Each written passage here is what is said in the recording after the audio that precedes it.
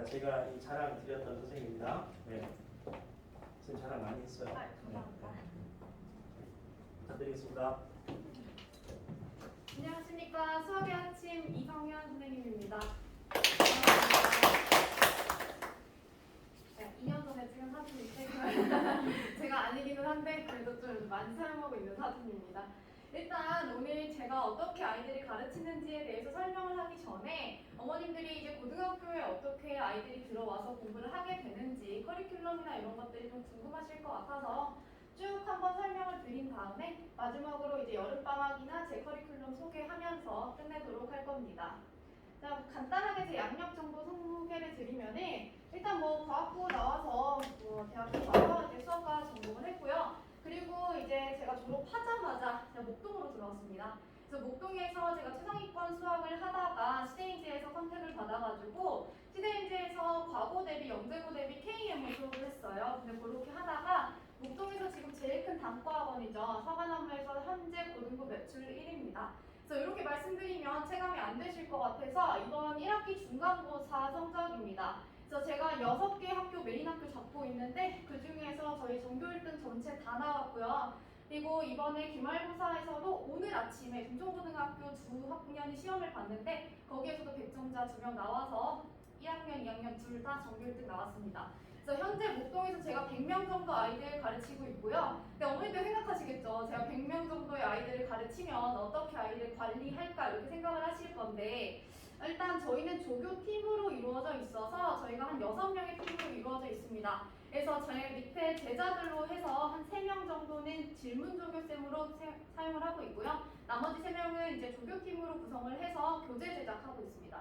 그래서 그렇게 해서 아이들 이제 단단하게 조금 체크하고 있고요.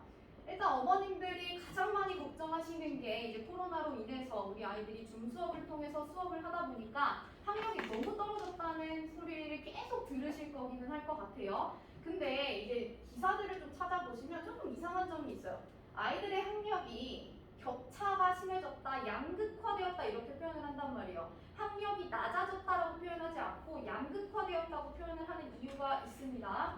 자, 일단 우리가 중위권이 감소를 하면서 전반적으로 못하는 아이들이 증가한 건 맞는데 그래도 이 와중에 공부하는 친구들은 계속 공부를 해서 상위권을 유지를 하고 있어요. 그래서 이게 결과로 어떻게 작년 수능에 나왔냐면 일단 우리가 이과랑 문과가 없어졌잖아요. 근데 이것도 조금 이따가 설명을 드릴 건데 문이과가 통합이 되었지만 아직까지는 문이과가 정확하게 살아있죠. 미적분이랑 기하랑 확통이랑 이렇게 선택 과목을 선택하지만 문과 아이들은 100% 확통 선택, 이과 아이들은 100% 미적이랑 기하에서 갈리죠. 거기에서도 미적은 극상위권 아이들, 기하는 중하위권, 중위권 아이들 이렇게 해서 선택하는 현상을 보이고 있는데 이렇게 되다 보니까 우리 인서울권에서 정시 결과를 한번 봤더니 고대 여대 인문계열 모집 단위 중에서 2명 중에 1명이 자연계열 수험생이래요. 이게 무슨 뜻이냐면 우리가 미적분이랑 기하를 선택한 친구들은 공대를 가야 되는 게 정상이거든요. 이과를 가야 되는데 이 아이들이 꼼수를 쓰기 시작한 거예요. 왜? 결과를 봤더니 인서울권 안에 들어가려면 수학은 전부 다 1이 나와야 돼요.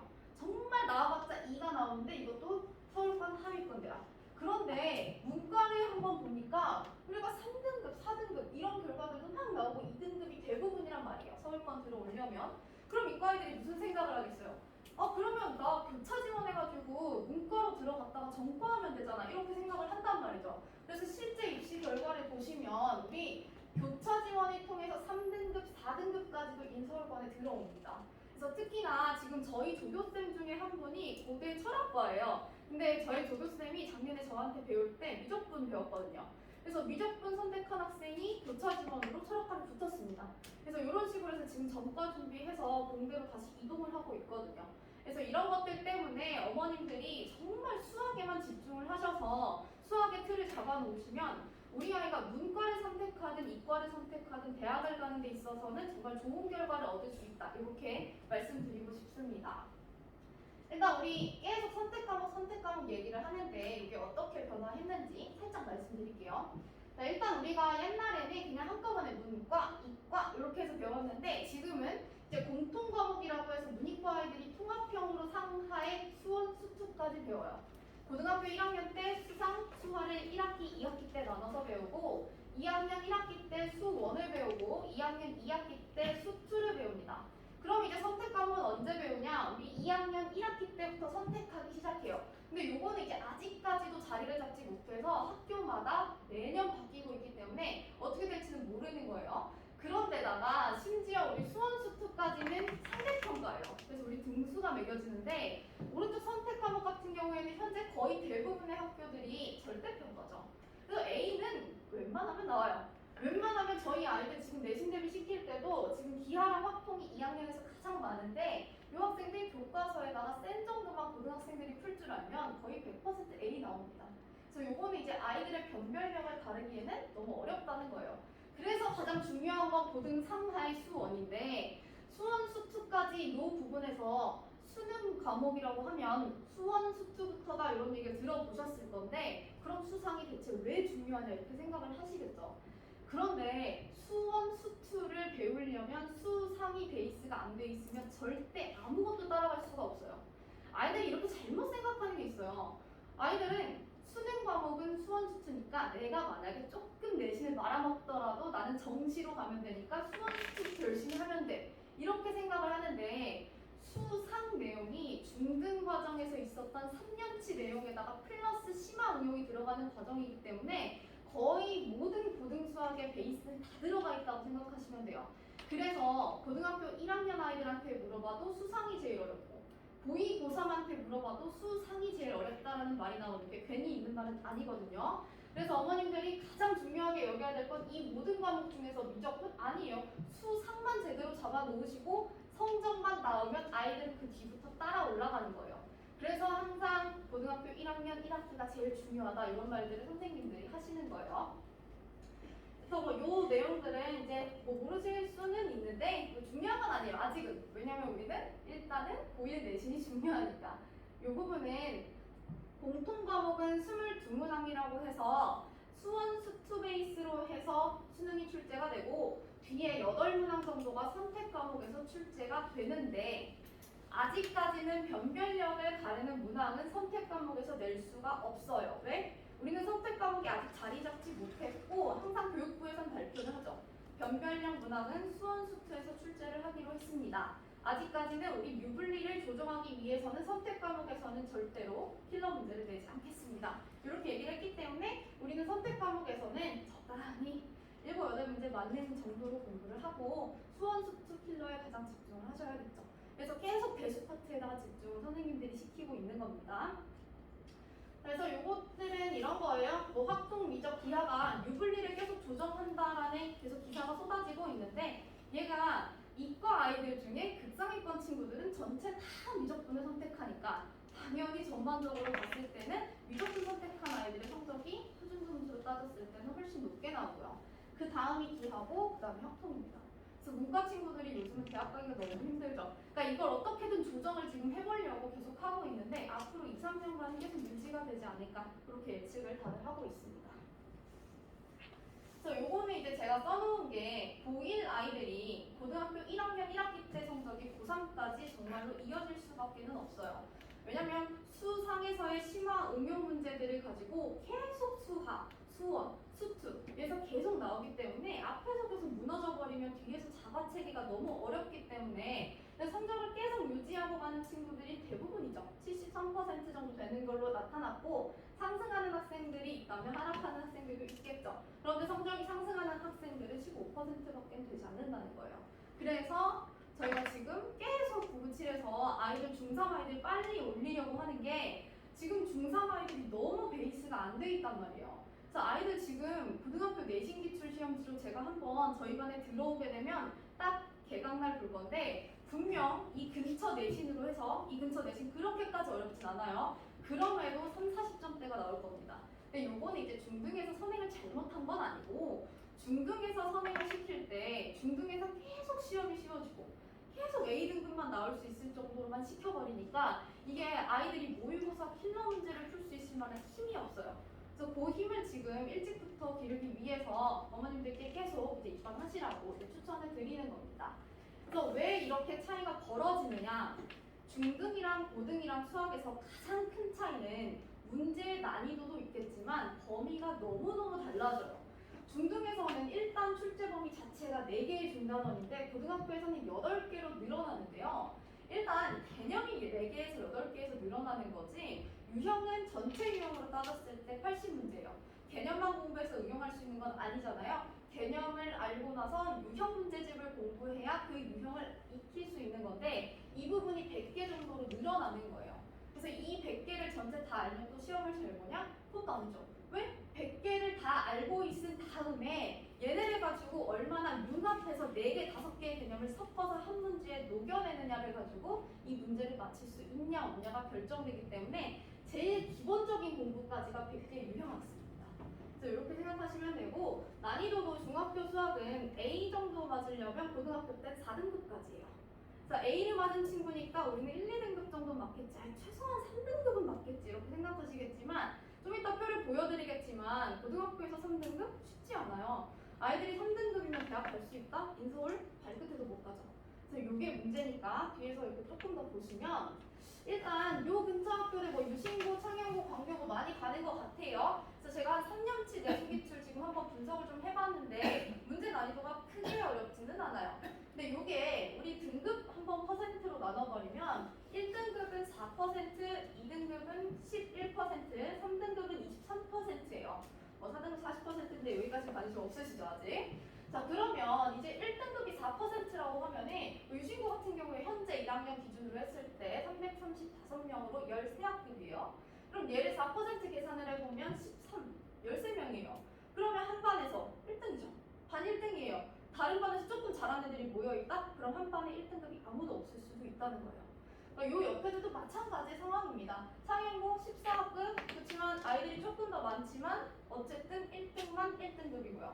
그리고 2등급은 그렇다면 조금 더 느나? 그것도 아니에요. 이 동네가 생각보다 아이들이 많은 편이에요. 제가 지금 목동에서 있어 보면은 한 학년 학생 수 200명 넘어가지 않아요. 180명에서 200명인데 아이들이 요즘 자퇴하는 학생들 너무 많고요. 그럼 계속 아이들이 떨어지다 보니까 뭐 전교에서 6등까지 뭐 5등까지가 1등급에 커트 걸리는 경우가 허다합니다. 그래서 여기는 조금 더 그래도 나은 상황이에요. 아이들 수가 조금 있어서. 그래서 2등급 같은 경우에는 2등까지, 3등급 같은 경우에는 3등에서 4등까지. 정말 인원수가 많다면 5등까지. 이렇게까지 끊기는 걸 알 수가 있습니다. 그래서 어머님들이 정말 긴장 많이 하셔야 된다고 저는 아이들한테도 얘기하고 어머님들께도 좀 말씀을 드려요. 일단 내신 특성에 대해서 잠깐 말씀을 드리면 이 부분 좀 관심 있으실 것 같아서 좀 가져왔어요. 일단 올해 유신고 내신을 한번 보면은 3년치를 제가 한번 분석을 해봤는데 조금 독특한 점이 있어요. 일단 원래 고등학교 1학년 1학기 중간고사는 나머지 정보가 필러예요.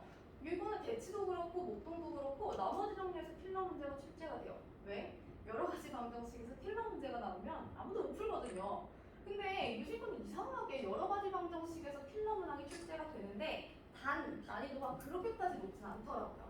그래서 시중에서 자이스토리나 뭐 마더텀이나 이런 모의고사에서도 한 5년에서 10년 사이 조금 오래된 문제들로 해서 내신에서 한 바퀴씩 돌았던 문제들이 다시 출제되고 있는 경향을 보이는 걸 알 수가 있겠습니다.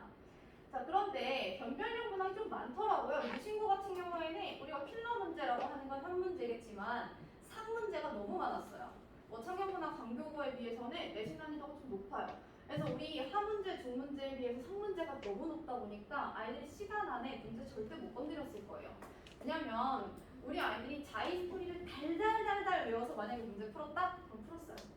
그러니까 이래서 요 근처에 아이들이 계속 반복을 시키고 습득을 시키고 계산력을 빨리 늘려버리는 게 문제를 보니까 뭐 대부분의 학원들에서 내신 기출 문제집이라고 해서 난 자체 교재를 보아하니 자이스토리가 많더라고요. 근데 자이스토리를 아이들이 겉핥기식으로 답만 외우는 게 아니라 숫자 변형이 있어요. 그래서 아이들이 정확하게 이 내용을 짚어주고 넘어가야 아이들이 상문제를 풀었을 건데 그래도 단 한 번이라도 막히면은 아마 1등도 못 맞았을 거예요. 이게 한 번이라도 막혀버리면 시간 안에 두 문제 이상을 날리고 시작하는 거라서 이제 정말로 빠른 시간 안에 타이트하게 50분 안에 다 풀어야 아이들이 1등급이 나오는 시험이었다. 이렇게 생각하시면 될 것 같습니다. 그래서 아이들이 중학교 때랑 달라요. 중학교 때는 한 문제 푸는데 30초에서 40초 정도면 푼단 말이에요. 그런데 여기에서 3문제 정도 되는 문제 한 번도 안 막히고 풀었다라고 하면 2분 30초에서 3분 걸려요. 그래서 이 정도 걸리는 거 거를 아이들이 계속 연습을 시켜야 아마 문제를 풀 수 있을 겁니다. 그래서 요 킬러 문항 요 네 문제 정도 있는데 여기서 특징적인 게 뭐냐면 전부 다 모의고사 기출이에요. 그러니까 이게 모의고사 기출인데 또 그렇다고 해서 최근 기출이 나온 건 아니거든요. 그런데 여기에서 17, 18번 요 정도 내용에서는 19년도랑 20년도 기출에서 출제가 되기는 했어요. 그래도 올해 나온 자이스토리에 문제들이 들어가 있는 문제들이에요.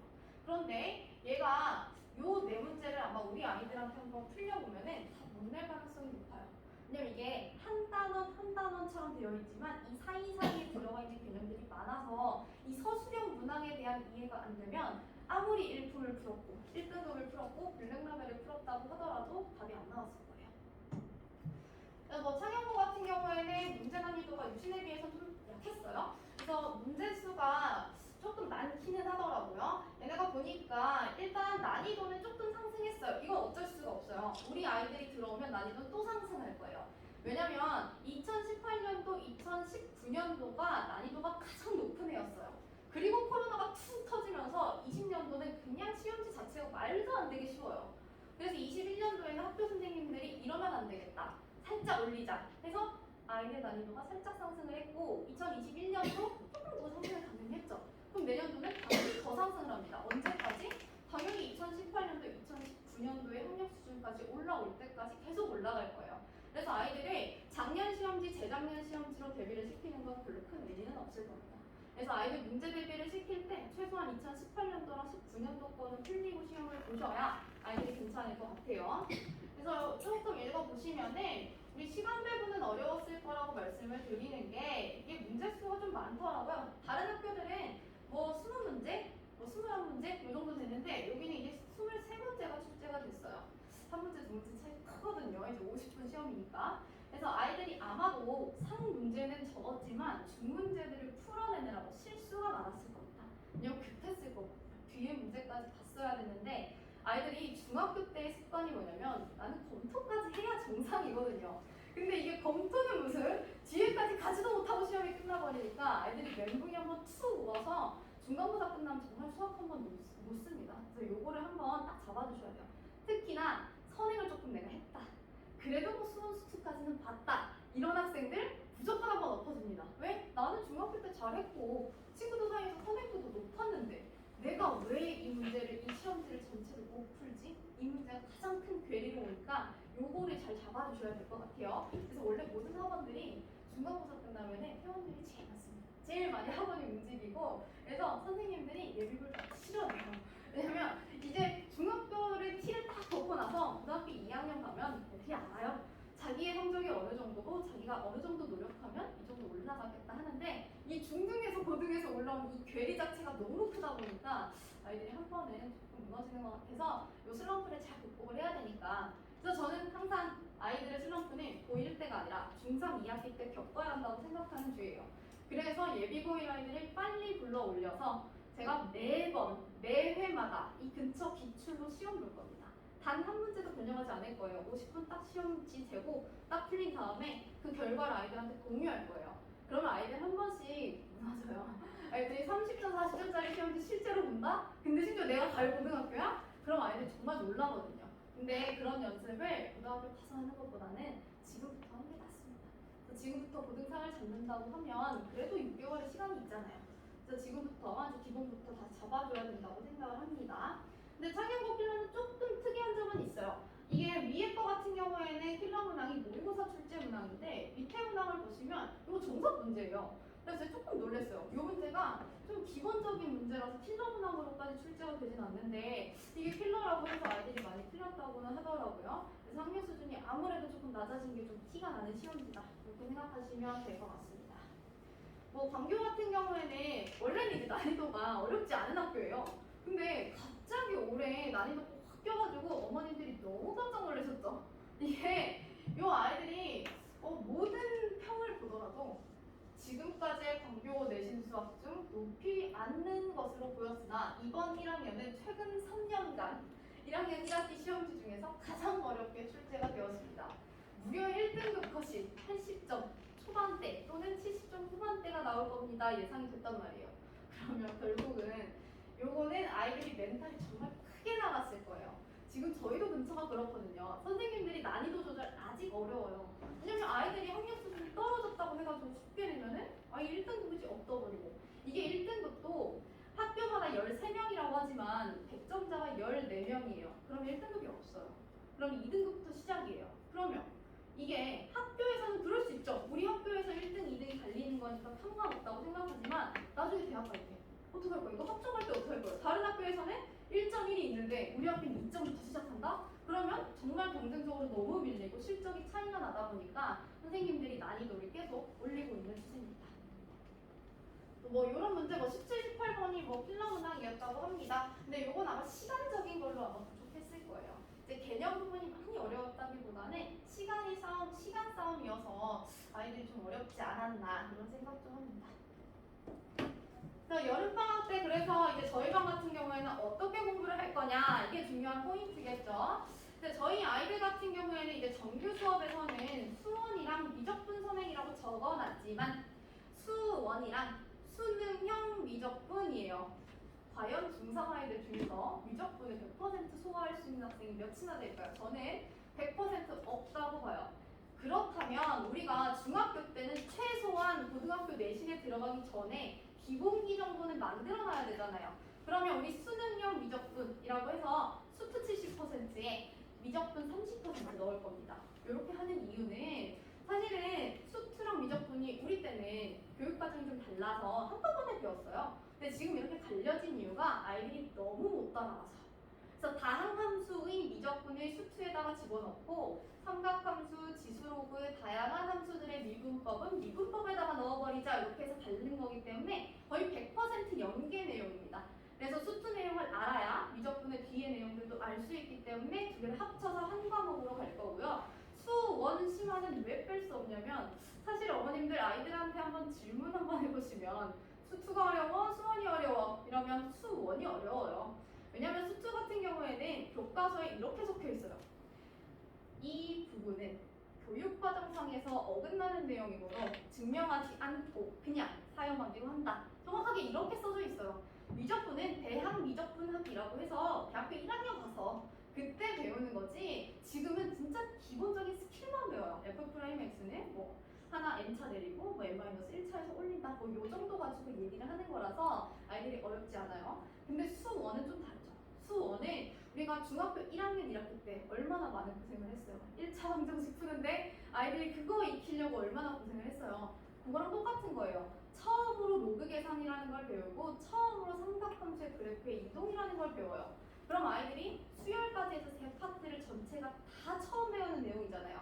그럼 요 내용들을 내가 지수로그 함수 그래프 해석 문제를 좀 해볼까 하면 넘어가요. 우리 선행과정 어쩔 수 없으니까. 그럼 또 뒤에 삼각함수 그래프 좀 어려운데? 좀 어려운데? 하나 뚝 넘어가가지고 등차 수열 나와요. 그래서 완전히 다른 세 개의 파트로 구성이 되어 있고 선행 과정을 딱딱딱 나눠버렸기 때문에 아이들이 어려워할 수밖에 없기 때문에 이 수원 파트에서는 심화 과정을 꼭 붙여줘야 됩니다. 그럼 제가 아까부터 계속 그래도 수상이 제일 중요합니다라고 했는데 수상을 안 볼 건 아니잖아요. 그런데 아이들이 수상을 자기들은 이미 수원 수투까지 선행을 했는데 수상 처음 들어가는 반 들어간다면 애들 안 들어가요. 시키면 다 아는 줄 알아요. 그래서 이 아이들을 어떻게 트레이닝을 시켜야 되냐면 지금부터 시킬 필수 보강을 얘기를 좀 하자면 아이들이 매번 올 때마다 정말로 학교 시험지에다가 OMR 카드 두고 50분 재고 딱 시험지 그대로 시험 볼 겁니다. 매번. 화목토 매번 올 때마다 그렇게 테스트를 볼 거고요. 그 뒤에 해설지를 주고 오답을 하라고는 할 건데 아이들이 준킬러나 킬러 같은 경우에는 지금 혼자서 해설 못해요.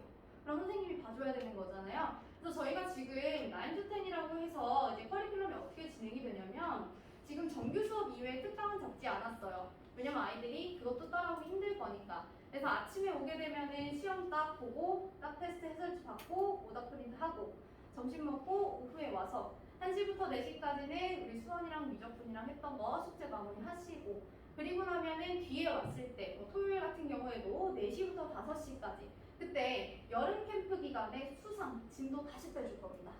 그때 기간 동안에는 자체 교재로 진행이 될 건데 아이들한테 중간고사 범위만큼은 반드시 다시 한번 개념을 잡을 수 있게 그렇게 해서 수업이 들어갈 거니까 아이들에게 조금 마음 편히 와도 된다고 생각하시면 됩니다.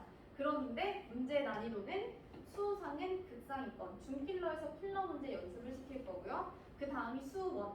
수원에서는 심화 문제, 특히나 지수로그 함수의 그래프 문제, 삼각함수 그래프 문제, 그리고 수열의 기납적 정의, 요 세 문제. 요 세 파트는 심화 문제로 들어가고 수투 미적분은 조금 가볍게 보실 수는 있을 거예요. 대신 변별력이 나오지 않는다고 했잖아요. 요즘 문제들이. 그래서 모의고사 문제들을 계속 풀릴 겁니다. 그래서 아마 모의고사 문제 정도 건들 줄 알면 학교 내신 정도는 당연히 A 나올 거니까 그래서 그 정도로만 공부를 좀 시키도록 하겠습니다. 그래서 이제 커리큘럼을 제가 설명했던 거 그대로예요. 여름 캠프 10 to 10으로 해서 아이들 시킬 건데 광교 캠퍼스는 아마 9 to 10으로 시킬 것 같아요. 그래서 버스 셔틀 시간 때문에 아마 1시간 땡겨가지고 1시간 더 시킬 것 같고요. 대신 중간에 좀 점심시간이나 저녁시간에 조금 넉넉하게 주면서 진행을 하도록 하겠습니다. 그래서 우리 7월부터 11월 말까지는 선행 과정이 들어가는데 대신 여름 캠프 기간에 다시 한번 반드시 수상에 대해서는 진도를 다시 한번 빼주겠다 약속을 드리고요. 12월부터 2월까지는 어머님들 아무것도 생각하시면 안 돼요. 무조건 수상의 올인입니다. 이거는 저희 학원뿐만이 아니에요. 모든 학원들이 12월에서 2월까지는 수상만 주구장창 진짜 미친듯이 시킵니다. 왜? 그래도 성적이 안 나올 거니까. 그래서 아이들은 12월부터 2월 말까지 시킨 다음에 3월부터 4월 중순까지 해서 중간고사 기간 전까지는 계속 수상시키면서 갈 겁니다. 조금 지루할 수 있으니까 이학거 수화 잠깐 보고요. 여름방학이 너무 짧거든요. 여름방학 3주밖에 되지 않기 때문에 수화 문제를 겨울방학 때 한번 보긴 할 겁니다. 아이들 경우에서는 한번 못하잖아요. 그래서 경우에서는 한번 겨울방학 때 봐야 됩니다. 그래서 저희 스케줄 보시면은 일단 전에 이제 토요일 한 타임 들어갈 거예요.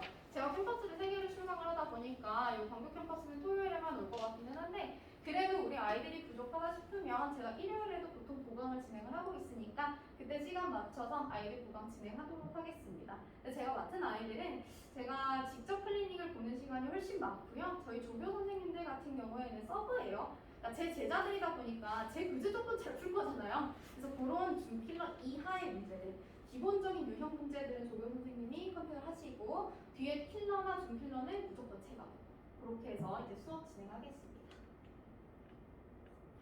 그래서 뭐 일단 뭐 이런 거는 이제 저희 아이들이 지금 뭐 시험 보고 있는 건데 매주 와가지고 이제 테스트 보고 이제 해설지 받고 이렇게 하는 모습 조금 넣어놨습니다. 그래서 우리 자체 교재 같은 경우에는 저희가 레벨링 자체가 이제 조금 선행이 되어 있고 잘하는 친구들만 부르기는 하는데 그 중에서도 수상에 대해서 워크북을 전부 다 발라놓을 거예요. 이게 왜 수상을 기준으로 계속 수원, 수투까지 레벨링을 나눠버리냐면 아이들이 하나의 유형을 보고 센 하나, 뭐 고쟁이 하나, 요거 하나 풀 수 있는 것 가지고는 아무것도 판단을 할 수가 없어요. 왜냐면 우리 준필러 같은 문제 같은 거 보시면은 한 문제가 풀이가 A4 용지 한 장이에요. 근데 이 한 장을 꾸역꾸역 풀어내는 애가 있고 이 문제에서 중간에서 멈추고 놓아버리는 친구가 있어요. 그럼 이 친구들의 문제가 뭐냐면 분명히 심화 문제집은 다 풀었어요. 블랙라벨, 고쟁이, 일품, 뭐 TOT 풀었겠죠. 그런데 이걸 정확하게 이해를 해서 다른 문제랑 융합해서 문제를 모의고사형으로 풀 수 있냐 없냐거든요. 근데 이 문제가 안 된 친구들은 빨리빨리 다시 그 부분을 잡아줘야 되기 때문에 워크북 난이도 다를 겁니다. 그래서 한 반에서도 워크북은 저희 반은 3개로 나눠서 진행을 하고 있습니다. 그래서 아이들은 이 워크북을 제가 첫 주에 한번 수성 테스트 보고 그러면 아이들 기억이 하나도 안 났겠죠? 그러면 그 부분에 대해서 해설 강의하면서 중간고사에서 필러는 요런 것들이 나니까 다음번에는 잘 봐보자 하고 그 다음 주에 또 볼 겁니다. 그러고 그 또 본 결과를 가지고 워크북 나눌 거예요. 그래서 그렇게 생각해 주시고요. 그래서 여기는 이제 뭐 상중하 이렇게 돼 있는데 하는 이제 기본적인 시중교재 유형이 안 돼 있는 친구들, 중은 이제 시중교재 중에서도 추상위권 문제들, 상 같은 경우에는 목동, 배치, 분당, 광고, 광교 뭐 이런 쪽 해서 전체 내신 기출을 단원별로 이렇게 분류할 겁니다. 그래서 그렇게 해서 출제가 되니까 뭐 다음 3월 달부터는 당연히 이제 내신 기출 문제집인데 뭐 이런 것들은 당연히 다 그거예요. 모의고사 필러나 중필러나 내신 3년치를 단원별로 분류해서 아이들 풀리기 그런 것 정도 하면서 매회 올 때마다 테스트 보고 테스트 오답이 끝나지 않고 집에 가지 않기 이런 거예요. 그래서 그래서 저희 반 같은 경우에는 정규 수업이 조금 의미가 없기는 합니다. 정규 수업 이외에도 숙제가 안 되면 남고, 숙제가 안 되면 일찍 오고, 그래서 하루 종일 종일 시킬 거예요. 요즘 우리 아이들 너무 엉덩이 가볍잖아요. 빨리 끝내고 빨리 나가려고 그러는데 그러면 안 돼요. 아이들이 고등학교 공부에 익숙해지려면 정말로 아침부터 밤까지 엉덩이 붙이고 앉아있는 연습이 좀 필요합니다. 그래서 저희 조교팀 같은 경우에는 일단 지금 저희 조교쌤들은 다 저희 제자쌤들인데 저보다 이제 넘어갔죠. 이 친구들 문제 잘 풀어요. 아이들이랑 친하게 지내기도 하고요. 그렇지만 우리 선생님들이 다 저한테 배웠던 분들이라 굉장히 좀 타이트하게 아이들을 관리하시는 건 있어서 요 선생님들이 조금 개념 부분이 좀 부족하다 싶으면 개념 설명까지도 조금씩 들어가는 편입니다. 그래서 요 밑에는 저희 교재 제작인데 저희 친구들이 일단 대학원생들이라 가지고 돈이 많이 없잖아요. 근데 저는 돈을 벌잖아요. 그래서 저희 아이들에게 좀 교재를 좀 만들었으면 좋겠어서 이 친구들이 좀 알바식으로 해서 저희 같이 이제 교재 만들고 있습니다. 그래서 뭐 실전 기출 테스트도 뭐 같이 그렇게 만들어서 한번 보고 필러 문항에 대해서도 해설 같이 들어가고 뭐 학습 계획이나 이런 것들은 이런 거예요. 어머님들이 학원에 아이를 보내놓고 나시면 궁금하시단 말이에요. 근데 궁금하다고 하시는데 학원에다 전화를 하긴 조금 뻘쭘하신 부분이 있어요. 그래서 자주 못 하시죠. 근데 저희는 전화나 이런 것들이 굉장히 열려 있어요. 왜냐면 아이들의 성향을 파악하거나 현재 상태를 파악하는데 분위기 파악은 어머님들이 가장 잘 되시거든요. 제가 아무리 아이들의 속내를 잘 보려고 하더라도 오랜 기간 아이들을 파악하신 어머님을 따라갈 수는 없어요. 그래서 항상 어머님께는 제가 자주자주 전화를 드리기도 하고 어머님들이 뭐 요즘 우리 애가 무슨 일이 있나요 하면서 카톡도 많이 주시니까 그런 소통에 대해서는 걱정 안 하셔도 될 것 같습니다. 저희 어머니가 수학학원 원장이셨어요. 그래서 평생 수학학원 하셔가지고 그런 소통이나 이런 것들을 많이 봐서 그거 따라가다 보니까 조금 잘 되는 것 같습니다. 그래서 저희 학생관리 같은 경우에는 실시간으로 질의응답 하는 거 제가 지금 오늘 새벽까지도 하고 와서 사실 제가 중간중간에 지금 말이 좀 멈추잖아요. 지금 제가 1시간도 못 자고 와가지고 오늘 학교 4개 보고 직보였어가지고 아침에 제가 새벽에 여기 지금 1시간 반 걸리더라고요. 그래서 운전하고 오느라고 일단 제가 집은 구했는데 이 근처에 아직 거기에 직보가 남아있어가지고 그래서 저희 실시간 질의응답은 어떻게 진행이 되냐면 아이들 시험 전날 또는 평소에도 질문을 보내게 되면 탭 같은 걸로 요즘 정말 잘 돼 있거든요. 색색으로 해가지고 제 말소리까지 들어가서 영상 하나가 딱 나와요. 그럼 20초, 30초짜리 영상이 딱 가면 아이가 그걸 보고 문제를 해결을 하죠. 그런데 이 문제를 우리 아이가 정말로 알았을까? 몰랐을 거예요. 그냥 이렇게 쓱 보고 말아요. 그러면 이 문제를 해결하는 게 아니니까 분명히 아이들이 질문한 걸 가지고 제 테스트를 볼 겁니다. 그러면 질문을 할까요? 안 하죠? 그럼 아이들한테 문제수를 정해줘야죠. 일주일에 20문제는 꼭 질문을 하고 대신 내가 생각했을 때 쉬운 문제를 질문한 건 커트다 하고 커트 때려서 준킬러나 킬러에서 20문제씩 스스로가 어려웠던 거 테스트 보게 하면 아이들이 처음에는 조금 어렵지만 습관이 들면은 그것도 잘 따라갑니다. 사실 어머님들이 제일 걱정하는 게 정말 이 타이트한 관리를 따라갈 수 있느냐인데 생각보다 아이들은 따라와요. 분위기만 한번 잘 잡혀주면은 따라오는 것들이 있으니까 걱정하지 않으셔도 될 것 같습니다. 그래서 일단 숙제 문자나 이런 것들은 아이들이나 어머님들께 꼭 제가 보내드리려고 하는 편이고요. 무한보강에 넣기다. 이건 이제 숙제가 제대로 안 돼 있다. 오답이 제대로 안 돼 있다. 하면은 무조건 학원으로 와서 다 마무리를 하고 가는 걸로. 집에서 마무리 안 돼요. 집에서 모르는데 어떻게 마무리를 해요? 질문을 해야지. 그래서 학원에서 대부분 마무리를 좀 시킬 거고요. 그래서 뭐 내신 대비 동영상이나 학생 성취도 평가 문제 같은 건 어머님들께 자주자주 계속 저 혼자 말해요. 근데 처음엔 어머님들이 대답을 잘 해주시다가 나중에는 저 혼자 쭉 보내고 어머니들이 감사합니다 이렇게 하나 하고 끝내긴 하는데 그래도 또 이제 일방향으로라도 계속 소통을 하려고 노력하고 있습니다. 그래서 요건 이제 개념 영상인데 요 개념 영상이 사실은 아이들한테 저는 그렇게 큰 도움이 된다고 생각하지는 않는데 아이들이 좀 좋아하긴 하는 게 상위권 친구들에겐 도움이 많이 돼요. 중위권이나 중하위권 친구들에겐 도움이 되지 않아요. 왜? 중위권 친구들은 직접 눈앞에 대고 설명을 들으면서 이해를 시키는 게 설명이에요. 영상 가지고 이해를 시킬 수 있는 건 한계치가 있어요. 근데 상위권 친구들이나 초상위권 친구들은 저한테 물어보고 싶은 게 잊어버린 개념이 아니거든요.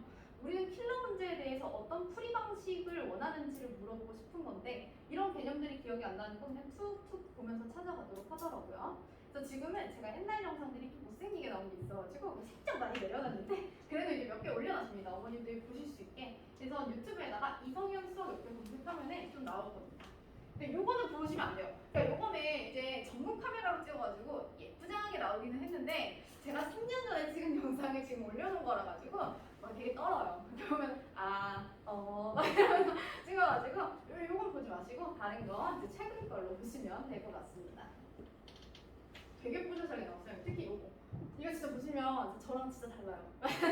제가 진짜 아이들한테도 되게 자랑스럽게 보여주는 영상입니다.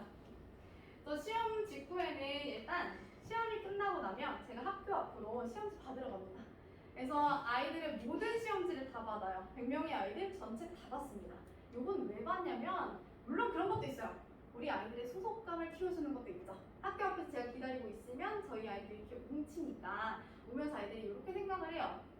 야, 나 망했어. 그럼 옆에서도 나도 망했어. 이러면은 아이들이 왜? 나 엄마한 거 아니야? 그래, 그럼 다음 시험 한번 준비하러 가볼까? 이렇게 하는 것들이 좀 있기는 해요. 그래서 이런 것들도 있지만 제일 중요한 건 우리 아이가 이 문제를 왜 틀렸냐잖아요. 근데 틀린 문제를 보고 분석할 수 없어요. 왜냐면 아이들의 시험지를 직접 보시면요. 아이들이 어디서 막혔는지, 어디서 혼란스러워서 연필지를 여기저기다가 막 해놨는지가 딱 눈에 보여요. 그러면 앞장에서 분명히 한 문제는 선생님이 좀 넘어지는 문제를 넣어놨어요. 아무리 쉽다고 하더라도. 그럼 거기서 멘탈이 흔들렸냐, 흔들리지 않았냐, 그거는 정말 쓴 거 보면 다 티가 나요. 그래서 우리 아이가 정말 13번을 틀렸다고 하더라도 10번에서 막혔을 가능성도 있고 11번에서 막혔을 가능성이 있어요. 그러면 11번을 막혀서 풀다가 어찌저찌 돌아가다 보니 언법결에 맞춘 문제예요. 그럼 이건 좀 모르는 거거든요. 그러면 이 아이가 왜 막혔고 이 막힌 부분을 풀어내기 위해서 어떤 노력을 시험장에서 했는지를 파악을 해야 되니까 그 시험지는 제가 분석을 좀 하는 편이고요. 그 분석하자마자 아마 당일이나 그 다음날에 어머님들께 기출 내용들 전화로 다 공유를 합니다. 그리고 이제 어머님들이 또 궁금하시잖아요. 시험이 어떻게 전반적으로 출제가 되었는지. 그래서 이건 이제 전체 문자로 나갑니다. 학교 시험이 끝나고 나면 팀원 문항 풀이 하나, 그리고 시험이 어떤 식으로 출제가 되었는지 설명하는 부분 이렇게 해서 나가니까 아마 이건 아이들한테도 좀 중요한 얘기예요. 아이들이 멘탈 관리가 정말 중요한데 수학 시험 한번 못 보고 나면 사실 아이들한테 가장 크게 오는 과목이거든요. 그래서 그 과목에 어려웠다고? 그러면 그래? 그러면 나만 어려운 거 아닌가? 하고 넘어갈 수 있는 부분이에요.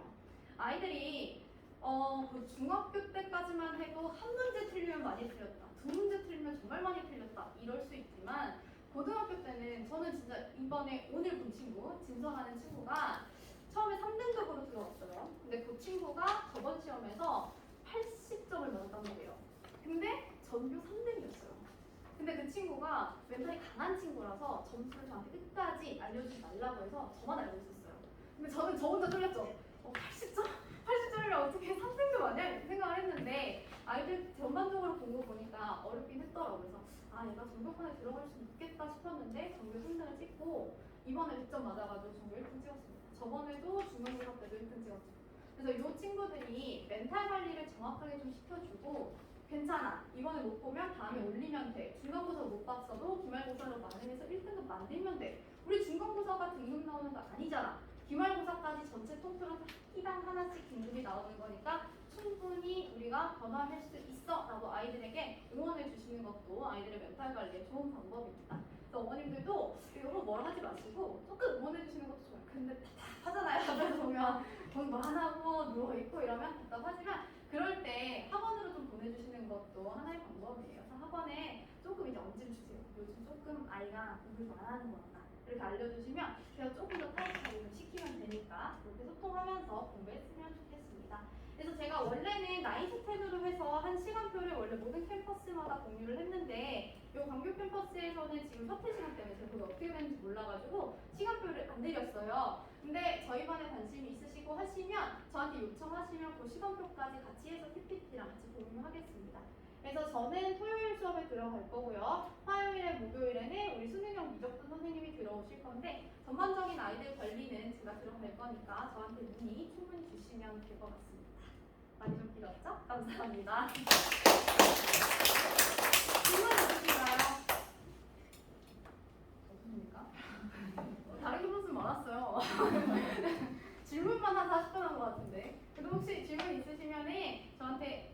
해주셔도 좋고 저 밖에서 기다릴 테니까 밖에서 해주셔도 좋고 아니면 문자 주셔도 됩니다. 저도 번호 불러볼까요? 010 5101에 제 번호는 이제 귀하진 않아요. 1196인데요. 1196이요. 제 번호는 이제 학원에 물어보셔도 다 알려주실 것 같아요. 귀한 번호는 아닙니다. 네, 그러면 제가 마무리